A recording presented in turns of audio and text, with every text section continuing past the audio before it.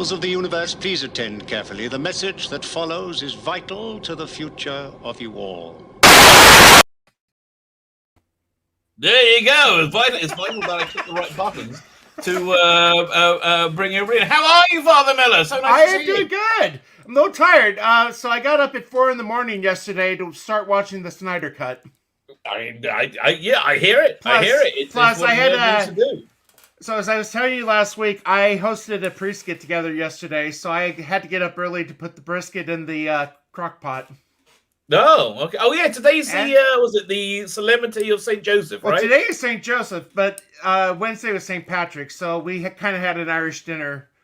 Very nice. Yesterday, so what do you have with your corned beef? I hate cabbage. I mean, ideally you're supposed to have cabbage with corned beef, but I hate cabbage.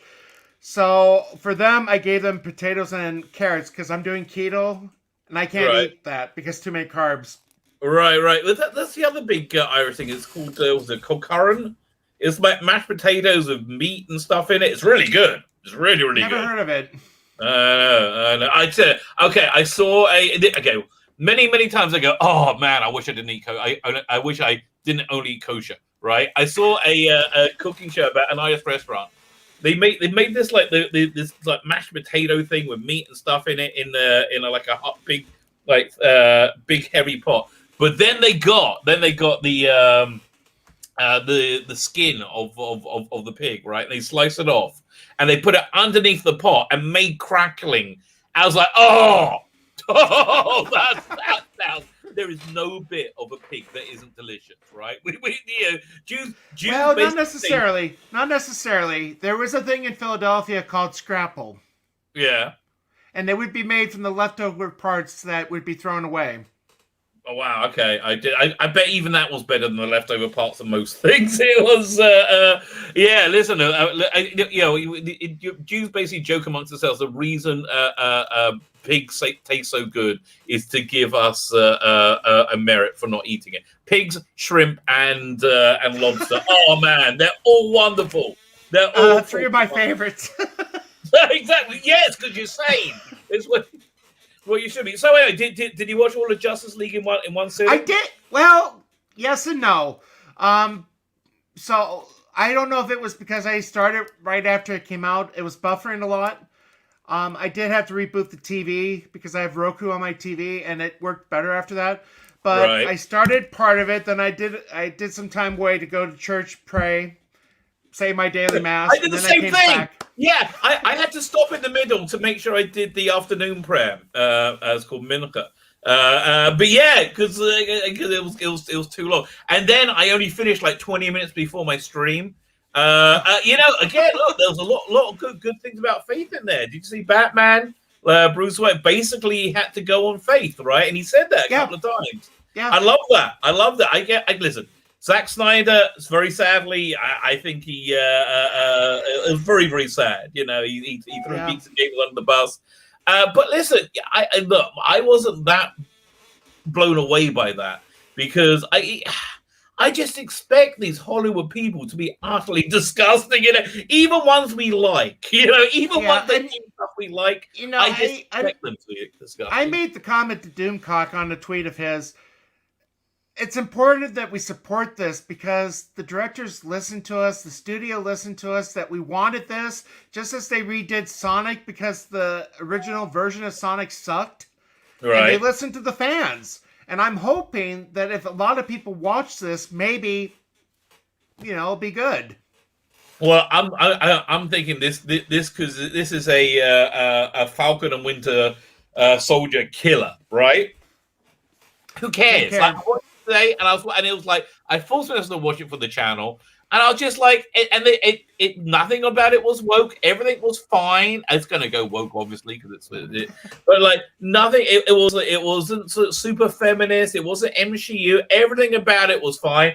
Didn't really care. It was full of stuff I've seen a lot of times. They put a ton of money into it. Looks great. There's great aerial action sequence to start with. It was really, really, really good. But I've seen it all before. I'm watching it going, this was done better than Mission Impossible a couple of years ago. I've seen. Whereas Justice League, I haven't seen that before, right? I haven't seen that kind of incredible epic scale on a superhero movie, right? And I was really, really, really impressed. And the thing is, to watch. I mentioned that I watched Justice League when I was on a plane to Rome a few years ago, 3 years ago, I think, shortly after it came out. I just felt blah. Yeah, it was very disposable. I mean, I had a couple of scenes that I liked. I think the big thing that helped me with this is the musical score. It's a bunch of the music score is excellent. Yeah, because again, watching the Whedon thing, they used a little bit more rock and like where Aquaman's walking and it's like a White Stripes song, but in this version it's kind of like a haunting Celtic singing. Well, yeah. Listen, I mean, just the whole thing about it had a lot more depth. Well, obviously it's 4 hours long, but it was a reasonably intelligent movie, and I would look. It was the middle of the series, right? It seems to be in the middle of the series, and there's got a good another 3 or 4 movies they could do out of this. They came. Yeah, I mean, look, if you haven't seen it, I'm sure you saw Batman v Superman. You got all this that weird future stuff. You see a lot more of that in there. Which is, and you get to see how it's going to come and how it's how it's happening. That's obviously going to be the end game. Do you think we will ever see it? It depends on how this does with the ratings. Well, listen, I think honestly, I think it's going to do well because it's a massive movie. They've hyped it to Kingdom Come, right? And it's very good. Bottom line, it's very good, which is, best we're normally getting now is things are acceptable, things are passable, right? This was actually good. Well, talking to Tom Connor's Midnight's Edge on Twitter this morning, I mentioned that I liked it, but he's like, I mean, it's a long movie. I mean, he was happy that I liked it, but he was kind of indifferent, I think. Listen, it is a long movie. Well, yeah. Before we get more into it, let me say hello to everybody in the chat. We have Disaster Area here. How are you, Disaster Area? Snootabus Cuba. Hello, humans and other critters. Hello to you, Snootabus. Derek Orlando says here. Good afternoon, everybody. Well, I hope you're well too. Afternoon, Men of God says Merk said. Merk said we're all men of God. That's the thing. We're all men of God. I think we're all people of God. I think that's the underlying underscoring vibe. Concurrent or champ is generally mashed potatoes with cream. Well, I can't do cream because I can't do meat and milk. Oh, you have no idea. And spring onions and mix it. Yeah, that's basically what we have. I'd say come over to our side. Oh, it's so tempting. PD Rich is here. What else? Who else is there? Derek Man's already said, it just jumped. Mapleball 23. I have to watch later when I watch the Snyder. We're not going to spoil anything, okay? And the great thing is, they already released it once. So you know what happened. Yeah, Superman comes back, okay? It's like, we're not spoiling anything. They're basically the same. It's the beginning and end, It's just so much better, and it's so worth the HBO Max $15. And then they got Godzilla next week as well. I gotta say, so the reason I started watching the 2017 version was just to see the differences. The opening of this new version is so much better. I mean, it's a perfect flow in from Superman v Batman. I'm sorry? Well, this new Snyder intro to Justice League is a perfect flow in from Superman v Batman. And also, I mean, because they redo it, it actually sells it better than the ending of Superman v Batman. I get to see, a lot more what's going on. Was it PD Rich brings up a very good point that it was Warner Brothers high-ups who got Zack to say the garbage show. So let me ask you, Father Miller, see if you're saying similar in Christianity. In Judaism, we have this idea, this concept that ein shiliach b'davar haver. One is not a messenger for a bad deed. You can't say I was only following orders, right? If you're the one who does it, you're the one who does it, right? That's it. So it's on your the idea of free will. And listen, look, I mean, even they said to him, listen, we're going to, cancel your next movie. We're going to end your career. Doesn't matter. You see, and I really wish in Hollywood that if people wouldn't. Yeah, okay. I think the fundamental thing, that destroyed Hollywood and it has destroyed the moral center of, I think, the Western world through Hollywood is that they made sex relations transactionable, right? Right, so you have an actress, you have an actor, whatever. They say you can get this role, you can get this role in this commercial, in this ad, this crappy ad, but you've got to do this. If people just said, "I won't have an acting career," no, that's what morality is. That's it. I don't care what the consequence is. There's right and there's wrong, and I'm not crossing that line. So yeah, listen, I do understand that it was it was something put upon him. I think he should have held out. Let's see what Snootimus says. I watched the charity drive to support the cause. I don't care if things like. I agree. I've never seen any of his movies. I don't see any. I don't see any worth the time to watch. I like this whole DCEU. Okay, this DC series. I like it. Well, I stated the unpopular position. I think Jeremy Irons is a better Alfred. Oh yeah, better than Michael who? Caine. Michael Caine. They're very different. Jerry, look, listen, he's much more comic book accurate, isn't he? Michael Caine's like more of a movie invention. He's much more. What do you think of was it J.K. Simmons as Commissioner Gordon? I didn't recognize that. When I watched it the first time, again 3 years ago, I didn't recognize that it was J.K. Simmons. So when I was watching this one yesterday, I see J.K. Simmons in it. I'm thinking J. Jonah Jameson is back. Somehow he's in there. It's like, that's what I thought as well. Like, that's Marvel. That's Marvel. Yeah, he looked perfect. He did. I didn't recognize him until he was in the Whedon version. I forgot he was even in that. That's such a forgettable movie, though. But he looked like, was it Brian Boland, Killing Joke? I don't know. Very famous comic book artist. Brian Boland does mainly covers. Okay. He looked like Brian Boland drew him. Okay. The one I would love to see, and I think you could probably still pull it off. I would love to see Brian Blessed as Aquaman. As Aquaman? Well, think of him as Flash Gordon. Now he's old. The Hawkman. I know he's old, but I mean, it would have been. I could see him if he was in his prime, maybe doing that. I don't know. I can't see him as anyone than a Hawkman. Gordon's alive. That's all I can really see him as. So are you familiar with Family Guy? Oh yes. So the road to Germany, where he shows up and he's beating the German over the head, and he's just laughing as the plane's going down. I forgot. I love all those road episodes.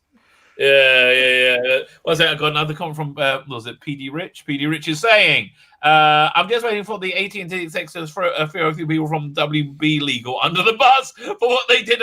Probably it's a circular firing squad, isn't it? It's a circular firing squad. Well, the thing that's angering. The thing that is angering is the article made it to the Mary Sue.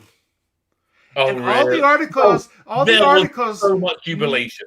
They never mentioned. Oops, you frozen up. I froze up. I was just going to say, all the articles never mentioned the charity stream. They mentioned it was a stream, but they never mentioned charity. They never mentioned how much they raised, and they raised what, 80,000? Yeah, but it stopped dead. They raised 60,000 up until Zack Snyder came on. Then they got up to 79. They would have raised 120 if that hadn't happened. They would have they would have done. Yeah, it's a shame. It really is. It really is a shame. Students Kubar says, I always see Brian Blessed as Augustus in I Claudius. He's always Hawkman for me. Gordon's alive. But he was in Blackadder too. Sorry, he's in Blackadder first season. I'm sorry, you broke up when you said it. Planet what? Sorry. Brian Blessed is in Blackadder first season. Oh yes, yeah, he's the king, right? He plays the king. And the thing that I loved is, how they do little different scenes in the intro. There's a scene of Brian Blessed at a pulpit with a sword, basically going like this, and then he whacks the sword on the pulpit. Yes, yeah, I don't remember that. I do remember that. Was it Christopher Solo? By the way, if you're not subscribed, hit the subscribe button. YouTube is not being friendly to me right now. They took like 10 subscribers off me last night, as well as demonetizing my channel. I mean, like, what can you do? Did you hear about that? No, I didn't hear about that. They say it's because of harassment, and I read the thing, and the only thing I can think of is because I'd say I'm not entirely sure if one's view of oneself trumps one's physical reality of oneself, and I just don't know, how you call a lady bits when they have to pop out of you rather than pop into you, which is a traditional ladylike way. But again, you can't even question it. That's the thing. You can't even question it, and the reason you can't question it because they know it's. Yeah, it's a little. Yes, we have to be careful how we phrase it. Exactly, but you can't. Well, I'm fine. They already demonetized my channel. The only thing I'm worried about is if they're going to yank the channel because of it. But I guess we'll find out. But the thing I mentioned to somebody, it's like I would not be involved in all these groups if it was like an alt-right hate group thing. None of us would be here. Okay, but that's the feeling of reality right now, that truth doesn't matter. I keep saying end of days, baby, end of days. How is this not the end? How is what we're living through not exactly as not just Judaism, not just Christianity, every religion says, oh, this is what happens when the world ends, right? It's like truth doesn't matter at all. Jesus says in the New Testament, the day of the Lord will come like a thief in the night. So I mean, it's going to happen. But the thing I tell people is when they face illness and everything, I remind them of that. But then I say sometimes the thief is noisy as he's breaking in. So when you have like terminal cancer or really bad disease, you have that time to be spiritually prepared to go meet your maker. That's a great analogy. I'm going to happily steal that. that is an absolutely great analogy. So actually that's a good segue into something I wanted to talk about. Well, I was really bummed out when my channel was demonetized. I was like, oh man, it kind of got me, right? And it doesn't get me normally, but that did. And this is how I came through it. And I kept, look, when I say got me, it was about 2-3 minutes. But this is how I came through it. And I want to see what tools you have to connect you to God, especially in when you hit things you're not happy about. Jonathan Cox is here. How you doing, Jonathan? It's I remember. Well, first thing, I always take a step back and go, well, I believe in God. That's the one thing. I believe in God, and I believe in God wants me to be great, and everything God does is for my benefit. But that didn't really help me, right? I was still kind of feeling upset. Then I had this other thought that really, really did help. Because I believe it's not just God is with you in these times. He feels the exact same pain that you feel. God feels that pain. When God puts you through a piece of pain, he feels that pain with you. And God is actually sacrificing himself. So he's prepared to experience that pain for you to get to that path of greatness. And when I had that thought, I was like, you know what? The Jewish expression is gam zalatova. This is also for the good. So, I just say, what tools do you go to? So, the way there's an old saying that whenever we experience pain, we're told to offer it up. And whenever we face suffering, setbacks, what we believe as Christians is we can unite it with Jesus on the cross and turn our sufferings, our pain into a prayer being offered up to God. Wow, that's good. That's good. Actually,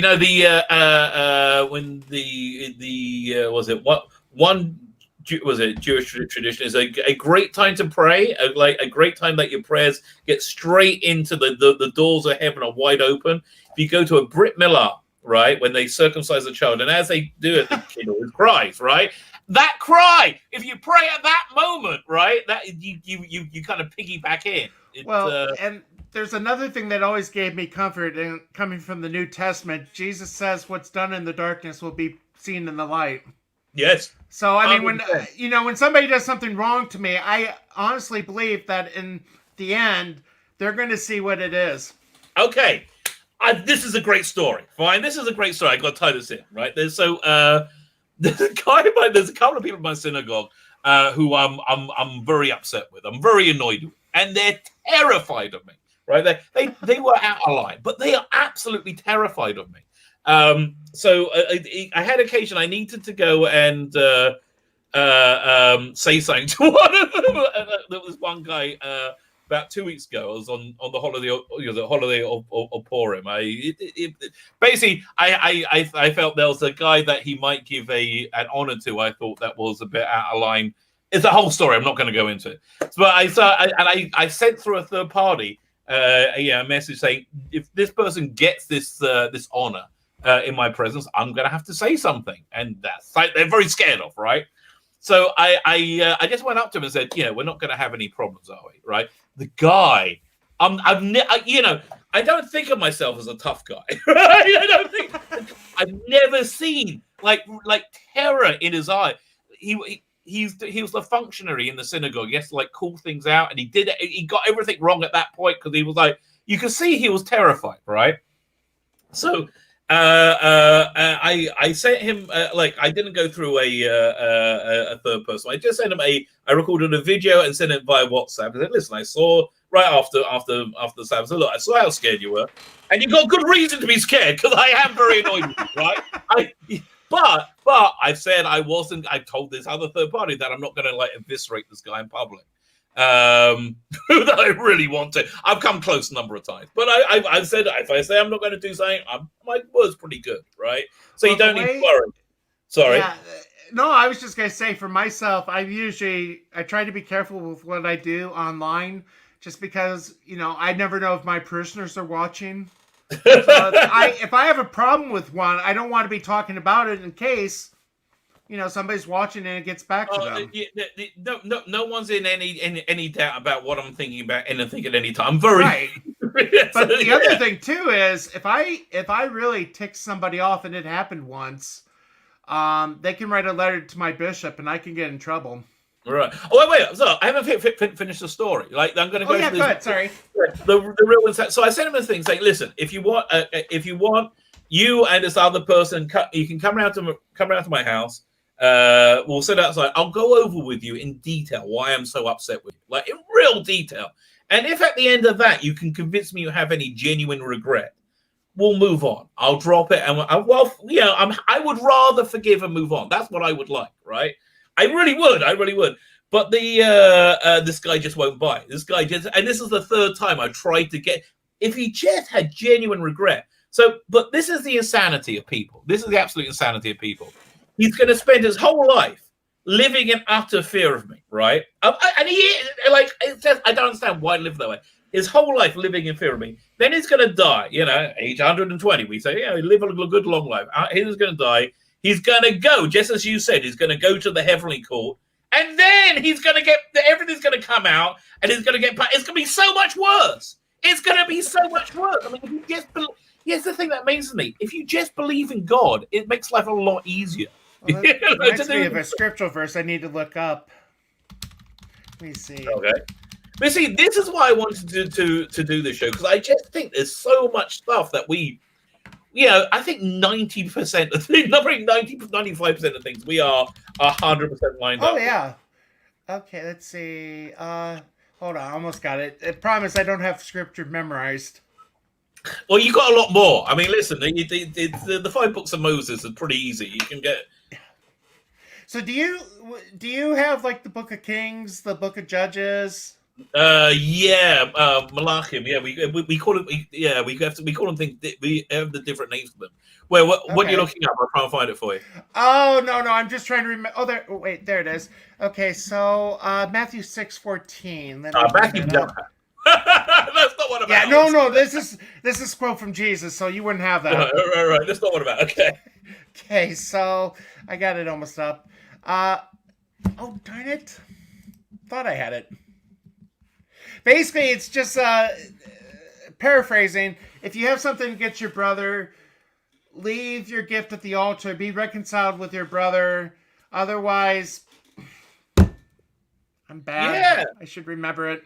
But basically, reconcile with your brother while you still have time. And if he doesn't, then you're good. And yeah, the amazing thing is, like, I am definitely the aggrieved party in this, and I'm the one saying, let's just sit down and make peace with each other. Like, yes, all you got to do is apologize and move on, right? That's what it's. Well, yeah, I'll give you. I can't go into more details. I don't want, but it's just such an, and that again, that is the way the Satan or Satan, as you guys call him, that's the insanity that like traps us and makes us like tiny. Yeah, I'm not sure if there's other things. Says at the end of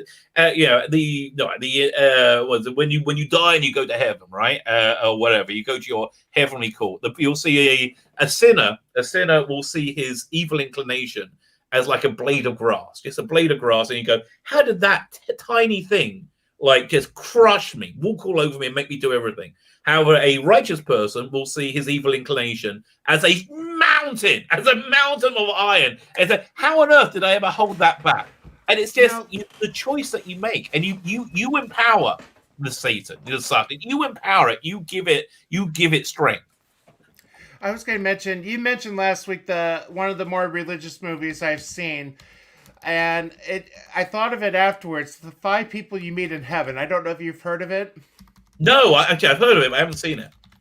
Okay, I'm trying to remember who's in it. I think it's John Voight plays a guy, and he's a widower, and it's only after he dies that he sees how the things that happened to him in life played out for the best. Actually, you know what movie's great like that? Mel Gibson, Signs. Yeah.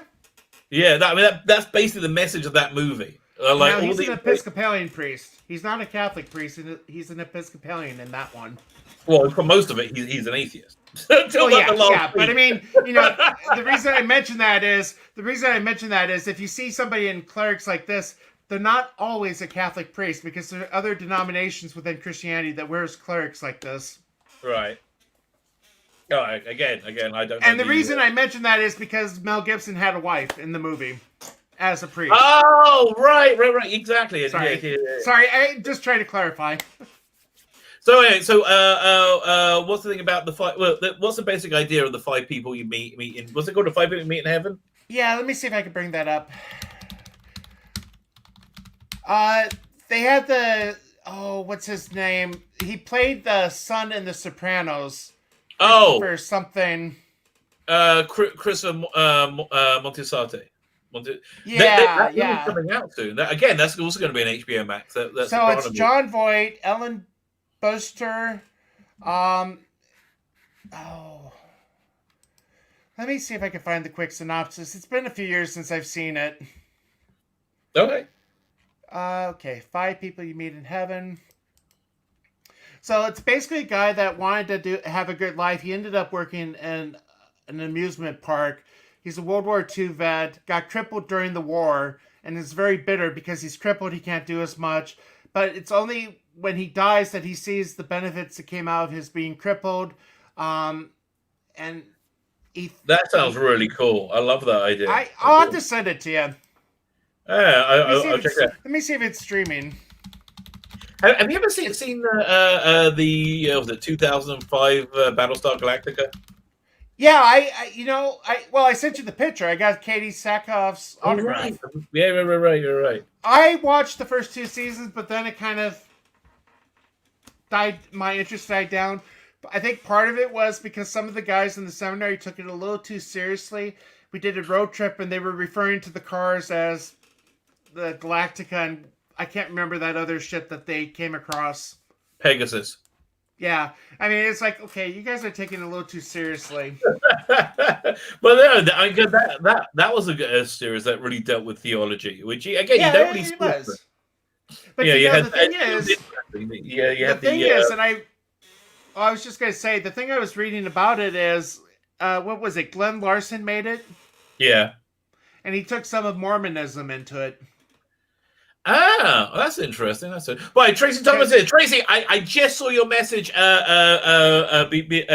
I started. I didn't have a chance to reply yet. I'm going to reply here. Actually, you just saved me a minute of time. Thank you. I will so use that thing you sent me. That looked really good. Her Cara Dune Funko Pop was cancelled. Yeah, she's got her. I tell you, and they stopped being on that other show. They pulled that show. Bear Grylls. Well, that Bear Grylls. It's just again this axis of evil. I mean, it really is. I'll tell you. So there is a book. John Trent was talking about an author, Larry Correia. He wrote a book called The Adventures of Tom Stranger, Interdimension Insurance Agent. And it's read by Adam Baldwin, if you know who he is from Firefly. Yeah. It's a very big Christian guy, right? Adam Baldwin. So if I mentioned The View and Joy Behar, would you know who that is? Yes, I'm sure. I'll tell you. Jew. Okay, so whenever you say Christian, it's always something you look up to. Whenever you see a Jew, you're like, oh God, oi, please, no, be quiet. But one of the things that the book says, Joy Behar is against the Geneva Convention. Well, because Tom Stranger is in this dimension where The View, our dimension, and The View is on TV, and every other dimension it's outlawed because it's against the Geneva Convention. So this guy is torturing Tom Stranger with episodes of The View. Well, listen, it is torture. I'm not sure how long I would hold up. Again, it's listen. I heard. Okay, this is a very complicated class. I'm going to try and pare it down as much as possible. And this is Kabbalistic stuff. The whole thing with when Abraham goes to sacrifice Isaac, right? And he lifts him up, puts him on the altar, and then he looks and he sees a ram with his horns caught in the bushes. So there's too much to go through, but essentially the ram, the horns being caught in the bushes is an not quite an allegory. It's more because the words they use. In Judaism, each word has a 3-letter base, and it is a very primal meaning. But basically, it was at the end of days. At the end of days, there will be all the righteous people will feel this incredible pain, this incredible confusion when they're put in a world of complete falsehood. And when falsehood becomes a reality. And I think that's what most God-fearing people feel right now.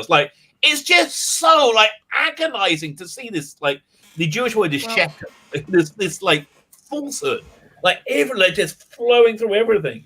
Well, I'm sure you're familiar with the term relativism. Yes. I remember my first year of teaching high school, I had a kid that basically said, "Father, if it feels good, how could it be wrong?" I told him I felt like punching him in the face. Would that be wrong? Because it would make me feel good. Did he got the point? Did he get the point? Did he get it? Yeah, I think he got the point. That's pretty good. Well, there you go. Well done. Listen, I think it boils down like this. You can either do what you want, which feels great at the time, and then afterwards you feel empty and vacuous. Or you can be the person you want to be, which always feels terrible at the time, and afterwards you feel great about it, right? That's essentially the breakdown of the choices you have in life. Do what you want or be the person. That's why we have the commandments. I'm sorry? That's why we have the commandments. Yeah. It's Otherwise, if we left our own devices, well, we saw what happened. It's like interesting. Do you think the age we're living in now is better, worse, or the same as? I'll give you 2 other examples: the generation of the flood and the generation of the Egyptian world power just before the Exodus. I don't know. I mean, it's easy to think that what we're going through is the worst generation because we're the ones experiencing it. But, I mean, you look at the time of the Black Death where, a third of Europe is killed? No. I wasn't talking in terms of actual physical pain and Oh, death. you're talking morality. Yeah, I'm talking about in terms of like how bad the world has got, right? Because we're I'll starting tell this. you. Sorry. Oh no, I was just gonna say. So Pius XII was the Pope during World War II, and Right. that might be a fun topic to talk because he gets a really bad name as not doing enough during the war to save people. No, he And did a lot. he did a lot. He did a And he lot. did a lot in secret. Yeah, there's a lot of Exactly. bravery. And if I remember, the chief rabbi in Rome praised him after he died for doing a lot. Yeah. But one of the things he said is the greatest sin of the 20th century is the loss of the sense of sin. Yes. Yeah. Oh, yeah. Have you seen the movie The Usual Suspects? Yeah, I just bought it on Blu-ray. Oh, excellent movie. I didn't know it's out on Blu-ray. Oh, good. So yeah, I got the $5. sign of that is the greatest thing the devil ever did would convince you it doesn't exist. And that's so true, right? That's exactly what we see now. Yeah. Yeah. So. But yeah, again, listen. Again, this is a Jewish tradition. It says that falsehood can only stand for 70 years. I hope it's less than 70. Yeah. But I mean, in the end, good will win. I mean, it doesn't mean our life's going to be easy. And for me, the thing that I look to the New Testament. I mean, one of the things Jesus says in the New Testament is the road to life, the road to heaven is rough and narrow, and those who find it are few, while the road that leads to perdition is wide and smooth. Yeah, absolutely. You know, there's a Hasidic Sabbath song that people sing. You have 3 meals on Sabbath. So the third meal is it's a lighter affair. But the song is how's it go? Kol Olam Kolo, the entire world. Gesher Summer is a tiny narrow bridge, right? You walk on a narrow bridge. But the most important thing, is to walk it with no fear. If you walk with but it's a narrow bridge, exactly. And actually, you know what? Harry Potter, I think was so successful because it had never read it. Oh, so there's one bit of true, brilliance and truth in it, right? Where they have these demons in there called boggarts, right? Boggarts take the form of whatever you're scared of, whatever the internal fear is that you have, and the spell you have to dissipate it is you point your wand at it and you go ridiculous, right? And that's really what you need to do. You need to look at your fears, because when you do, you take a step back. They are mainly ridiculous. So sadly, P.D. Rich says, sadly, we're going back to the 1930s or 1950s. 1950s morals were probably better than today. 1950s. Well, and this might be a little controversial thing to say, but prior to the 1930s and 50s, we didn't have as much contraception as we do today. Well, yeah, was it Pope? I think it was Pope Pius again. It was from the Pope from the World War II. He said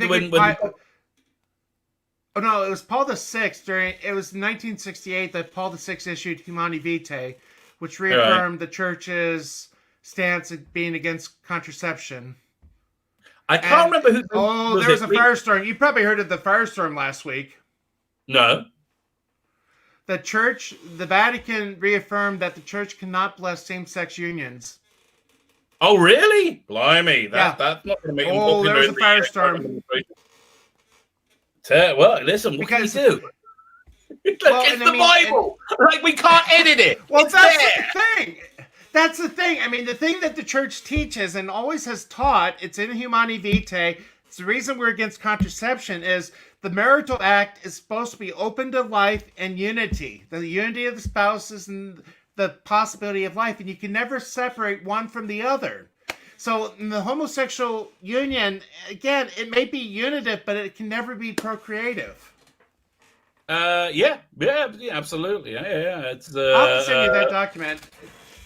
Well, I think when the pill came out, the contraceptive pill came out, the Pope at the time said, "This is the person who's going to hurt this most is women.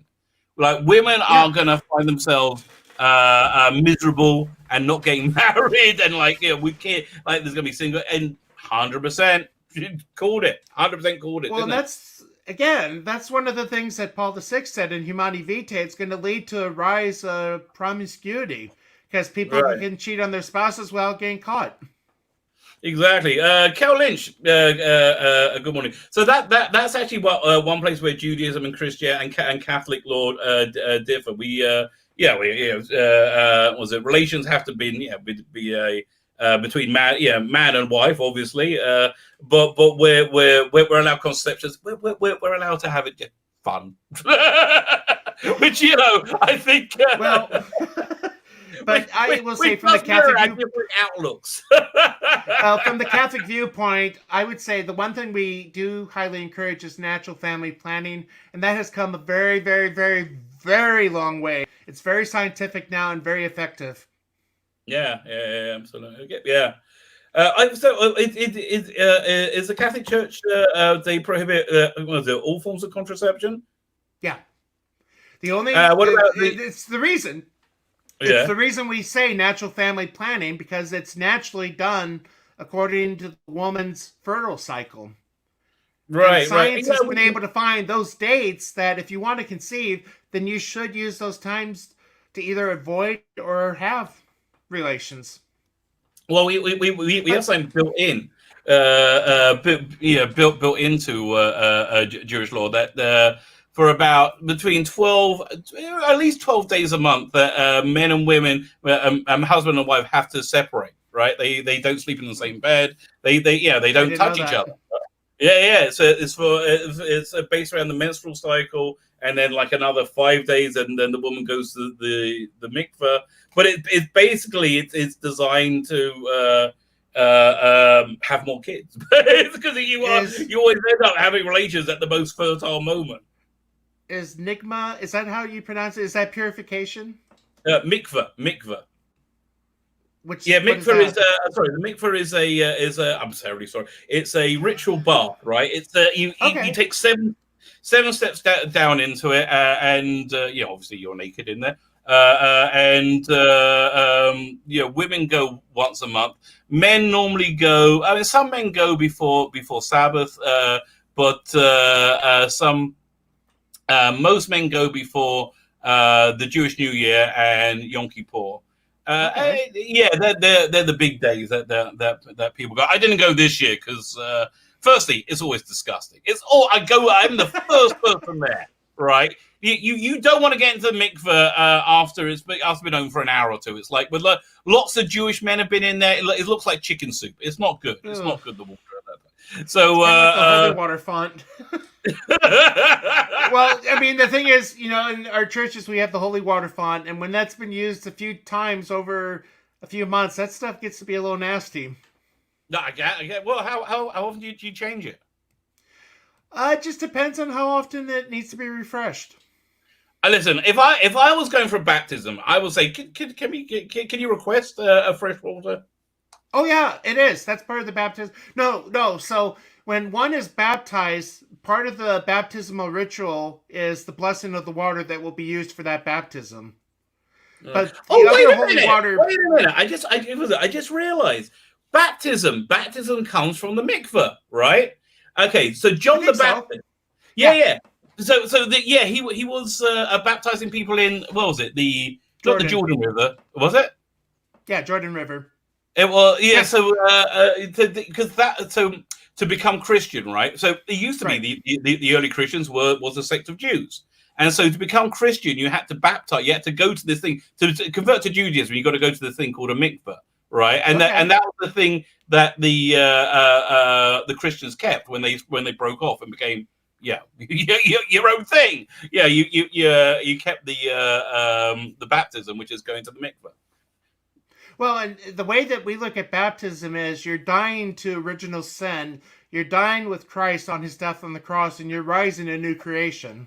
So we believe when we believe that when you're baptized, original sin, the son of Adam and Eve, is washed away, and you're given a clean soul. But then again, you can screw it up. I mean, that's what sin is. And for Catholics, we go to confession. But I'll tell you, confession.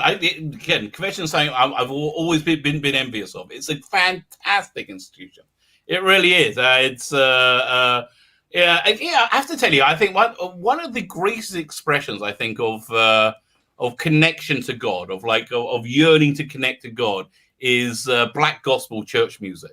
Right? There's so much joy there, right? And in fact, that to me is like real, passionate faith. Right? There's just so much joy and happiness there. One of the things we had to do when we were in the seminary, they had a thing and we mocked it, but I mean, I appreciate it. But it was called Multicultural Sunday. And again, I mean, the title I'm mocking, not the idea or the concept. So we got to go to Mass. Yeah, it is. But I mean, we got to go to Mass at a Vietnamese church. We got to see how Catholic Mass is celebrated in a Vietnamese church. I didn't understand a word. So what do they do? What's different? It's the same thing. The mass in the Latin Rite, of which I'm a member, is the same everywhere in the world. It's just the translation is into the vernacular language. Oh, okay. So fine. The words that I'm praying in English are the words the Vietnamese are praying in Vietnamese. I see. So it's the same readings, same exact gestures, the same motions. It's just in their language. Yeah. Okay. But we got to go, the one Sunday, we got to go to Mass at an African-American parish. I'll tell you what, it was beautiful. It was like an hour and a half, 2 hours. Loved it. Yeah, I loved it. It's always embarrassing, Yeah, I'm in the middle of Samaria in an ultra Orthodox Jewish community. I often have gospel music playing. So it's like Jesus is like ringing out from my computer. Like, what the hell are you doing? I'm like, I love the music. It's not. It works. Well, there are a thing over here called Jews for Jesus. I never. Yeah, no, we don't like that. But I'm not on board with Jews for Jesus. Yeah, I think if somebody wants to come to Christianity, go to Christianity, right? Don't go to something that it's like having I don't know. It seems to be kind of fraudulent, Like there's no need to trick anyone.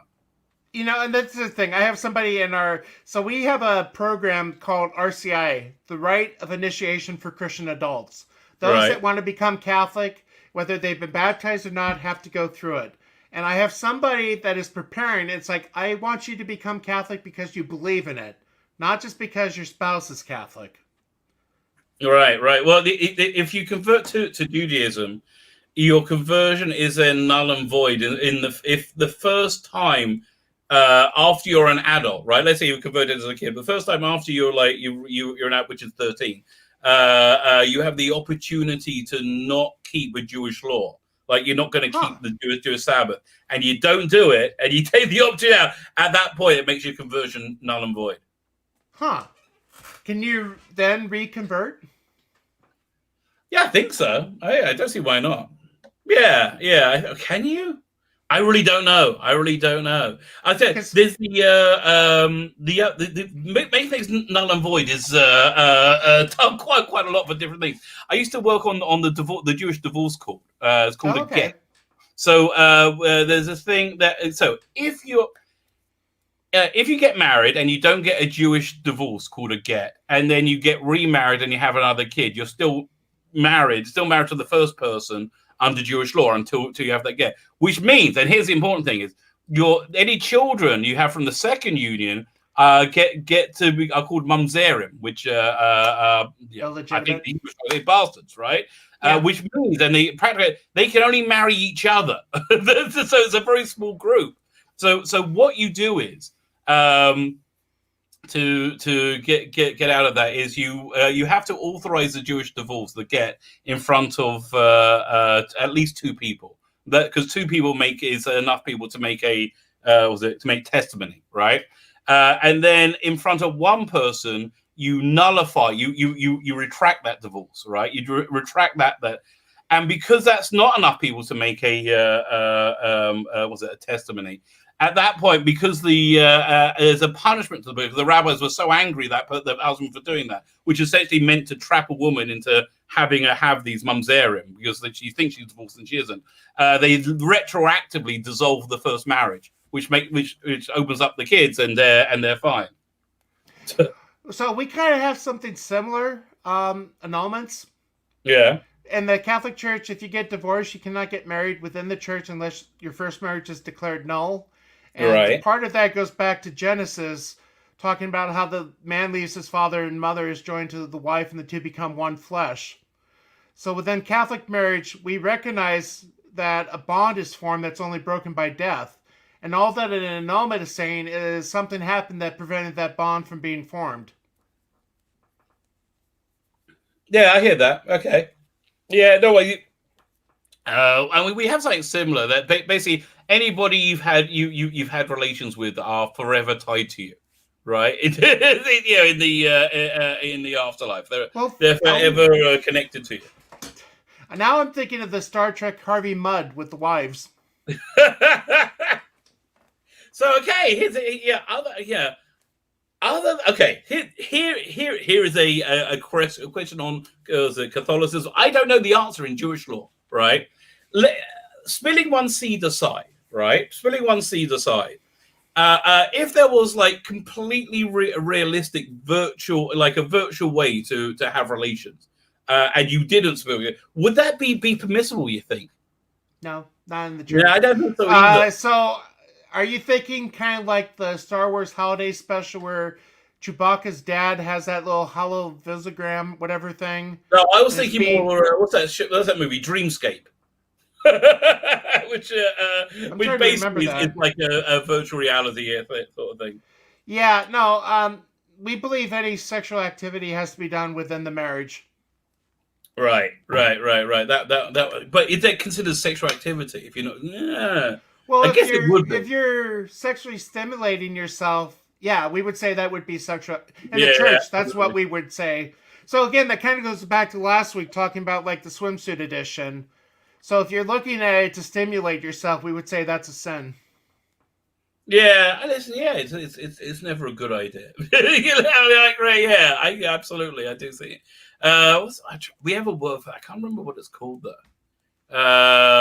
When we get closer to Yom Kippur, they have two different types of confession that you say out, and they kind of cover everything. So, but yeah, I'll go into it. I always like study it. It'll be around September time. Yeah, we are. I can smell the challah in the oven. Let me know what's that. I'll just share this with you. Well, we're coming up to about the hour. Yeah. Well, although next week the clocks change, but next week is the clocks change in Israel, which means you know what? Wait, I'm just showing the Sabbath table all ready to go. Nice. But I'm always amazed when this happens. Right, so that thing is the breadboard for the challah. Do I have any better pictures? Let me look. There you go. That's the cup I say the blessing on the wine. My daughter doesn't drink out somebody else's cup, so I got to pour it into this one for her. It's a real pain because I always spill it. It goes everywhere. But and she's like she's not like 12. She's like 22. She still won't do that. It's she just got her stripes. She's nearly done with her army service. She's a sergeant now. Oh, good. Yeah. So that's the one thing you guys have that we don't. What? We don't have mandatory service. Well, look, I mean, we need it. I know. We're a small country. Here also, let me show you this as well. This was a thing I made for my wife. Nice. This is where my wife lights candles on. My wife and all. This is she likes candles Friday night. These two ones down here are my daughters, and the four ones. She has six actually. She lights one candle for each kid, and me and her. And I made this thing. This is on glass. It's really pretty. It's a. So you're fluent. You're very fluent in Hebrew then. Well, I got my daughter too. Well, I'm reasonably good, but you just take this from the prayer book. But yeah, so this is the blessing my wife says, and this it's called a Yehira Zon. Like I hope this happens. Yeah, it's you kind of like direct the blessing. There we go. I'll pull back and there you go. I'll zoom in over there. I know Hebrew was one of the classes offered when we were in the SEM, but I'm not that smart. Yeah, I have to tell you, my Hebrew's terrible. my Hebrew's not very good either. But actually, now was it now this came in. I'll have a look, see what time. See, this is the time Sabbath okay. up. Counter lighting is at which is the you have 18 minutes after this time. It's at 5:28, and then sunset is 5. So it's 5:28. So it was 5:28, 38, 48, at 5:46. You can't do anything, but sunset's 5:51, and then Sabbath ends the next day at 6:27. Well, the question that I've always wondered, and I don't know how much you could go into it, how much work do you refrain during the Sabbath? Because I know it differs among the different branches of Judaism. I mean, you can turn the light switch on, right? No. Okay. No. Okay, so there are 39 categories of labor that you're not allowed to do, which are essentially the 39 areas of labor that was done to build the temple, the tabernacle, which is the 39 areas of labor that was it not theoretically that God did to create the universe. Right, so amongst those ones is passing fire. You can't transfer fire, and because you can't transfer fire, you can't complete a circuit. So you don't. I think if it's a case of loss of life, that you can. And if somebody's designated as a sick person, which means if you were 24 hours out from having a baby, you can do what you want. Right. So that's good news. 24. So that's basically it. But there's lots of things you can. There's fire. There's planting, winnowing. There's a lot of stuff that you have tried that. But basically, it's just basically like living like you're Amish for a day. It's great. Okay. That's kind of what I thought. I just wanted. I know a difference among the different branches. What's it? Kel Lynch says, Derek Mouse, I'm rather libertarian on this issue. If I'm okay if 2K people want to get married, but I believe you can't force religion to accept it. So I'm basically in the same park, except my problem is I don't like calling it marriage because it was said that was one of the things that brought the flood was that they made non-kosher, illegal marriage documents. And honestly, I think it's reasonably hypocritical that same-sex couples wouldn't get the same rights and legal rights and access. And I think God doesn't like hypocrisy as well as. I think that's what Pope Francis was saying too. Yeah, I'm happy if you want to call it a civil partnership. Here, let's see what PD Rich says. That's why I'm assuming. Yeah, exactly. I mean, it's. I think, but so what's it? Kelly says, I have gay friends and relatives or committed relations. I'm happy for them. Yeah, listen, okay. So my moment of when I had to really think about same-sex marriage, because obviously I'm opposed to it. It's I'm happy for everybody to have the same rights, right? But they're just calling it marriage. Is we had I'm sure I told you this story before. In my grandparents' house growing up, they had these two women lodgers. And we never occurred to them they were gay. It was the 70s. Nobody thought about these things. But then when they had same-sex marriage became legal in England, they got married. And they were so happy, right? They were so happy. It was impossible. And I love them. I love these people. I grew up with them. It was impossible for me not to feel happy for them. But yeah, I just think calling it marriage is a good thing. Was it? But I refuse to ask the Catholics or Orthodox Jews to perform those. Well, yeah, I mean they won't. It's like I'll go to jail before I have to. Yeah, exactly. It's it's like that poor baker. They're going after him again. Did you see they're going after him again with something else? It's like they just hate him. The baker, remember the guy who would have made yeah. I met him. Oh yeah, it's a lovely guy. I've seen him on TV. What? Yeah, we went to his cake shop when we visited Denver 2 years ago, and we bought a cake from him. It was wonderful. It was a good cake. Those cakes look good. But that poor guy, he's like he doesn't make custom made cakes anymore, and like you're not allowed to live and let live. You're not allowed to have your own sense of if it goes against the crazy people who control the world. And I'm going to blast people in my own church for this, because there was a group and they're a bunch of nuts. They went to a lesbian baker, basically asking her to make a cake saying we support traditional marriage. And she made it for them. And I say good for her. I mean, she should have the right to say no if she wanted to. You know what? Go to her and get her to make a cake for Donald Trump. But I mean, it's a jerk move. There's another word I would rather use, but I mean, that doesn't help us. It makes us look like a bunch of jerks. Yeah, no, absolutely. I agree with you. I do agree with you. Yeah. No, you know what? It's not the very Christian thing to do, is it? To trip people up. Right. That's who College says. That's my point. The hate for observant Jews and Christians and for not wanting exactly. It's like, why can't we? We by 2010. By 2010, I would say 2010 to 2015. We got to a point in society where we got over most differences. Us as religious people learned to live and let live. And they were like, yeah, no good. That's not good enough. Kelvin last week is that good too, but no, that's the blessing for the candles. A lot of people, it's funny.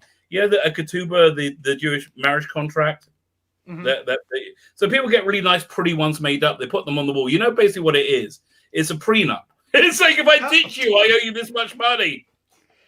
You see, in Catholicism, we don't allow prenups. Oh, right. Well, because we assume marriage until death. Yeah. And the idea is if you do a prenup, that's saying if the marriage fails, but that goes against, again, the idea that marriage is for life. Right. Yeah. Okay. Good. Okay. So I think I think we have to wrap up in a minute. I got to launch another video. I got like 40 minutes to go before so. Next week I have more time. You're back to 9 o'clock. But next week it's going to be it's the Sabbath. The next week is Sabbath. It goes right into Passover, which means we've got 2 days of Sabbath observance. So I'm offline for 2 days next week. Well, and I'm 2 weeks from Good Friday, so there you go. Fine. Okay. Father. Firstly, Father Miller's link to his channel is in the video notes. Go! Click and sub to it. Go sub to my channel. If you think you're subscribed, just make sure. That'll be great. I'm going with you. Everybody, a fantastic Sabbath, whether you're having it today or tomorrow, day or Sunday. And Father Miller, is there anything you want to say before you sign off? No, I'm just going to do a solo stream Sunday night on my own again. Very good. Actually, I called some of that last week. It was good. Oh, very good. I'm clicking the end broadcast button. Clicking.